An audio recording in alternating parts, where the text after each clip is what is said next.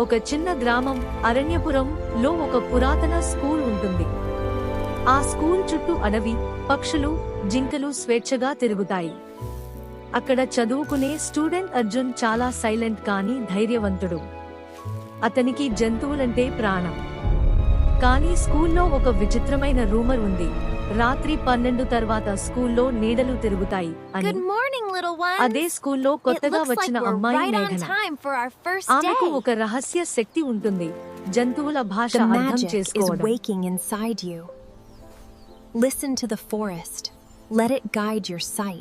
అర్జున్ మరియు మేఘన మొదటిసారి లైబ్రరీలో కలుస్తారు. ఇద్దరూ ఒకే పుస్తకం కోసం చేయి వేస్తారు. కళ్లలో ఒక వియర్డ్ కనెక్షన్ ఏర్పడుతుంది.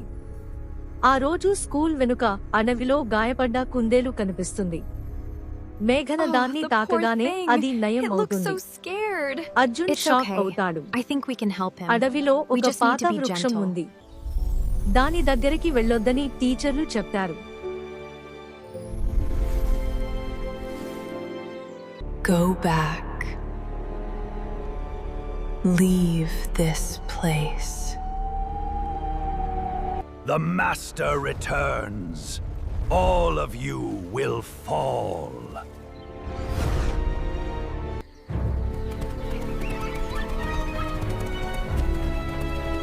రాత్రి అర్జున్ స్కూల్ దగ్గర శబ్దాలు వింటాడు. జంతువులు భయంతో పరిగెడతాయి. మేఘన అతన్ని ఆపుతుంది.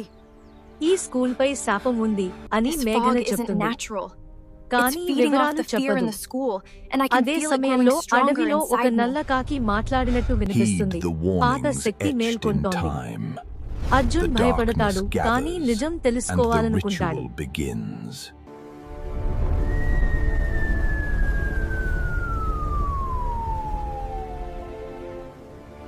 లైబ్రరీలో అర్జున్ ఒక దాగిన తలుపు కనుగొంటాడు. అందులో పాత గ్రంథాలు, పాత మ్యాప్లు ఉంటాయి.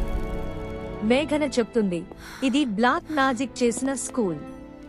కానీ అది చెడు కోసం కాదు, జంతువులను కాపాడటానికి మొదట ఉపయోగించారు. ఆ లైట్లు ఆగిపోతాయి. నీడ ఒకటి గదిలో కదులుతుంది.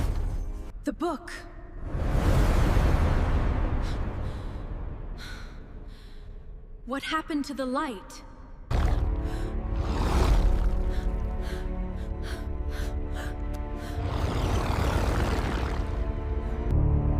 రాత్రి 12 గంటలకు స్కూల్లో నీడలు తిరుగుతాయి. ఒక పెద్ద శక్తి అర్జున్ వైపు వస్తుంది. జంతువులు భయంతో కేకలు వేస్తాయి. మేఘన తన శక్తిని ఉపయోగించి వాటిని శాంతింపజేస్తుంది. అర్జున్ ఆమె చేతిని పట్టుకుంటాడు. ఇద్దరూ కలిసి ఆ శక్తిని ఎదుర్కోవాలని నిర్ణయిస్తారు.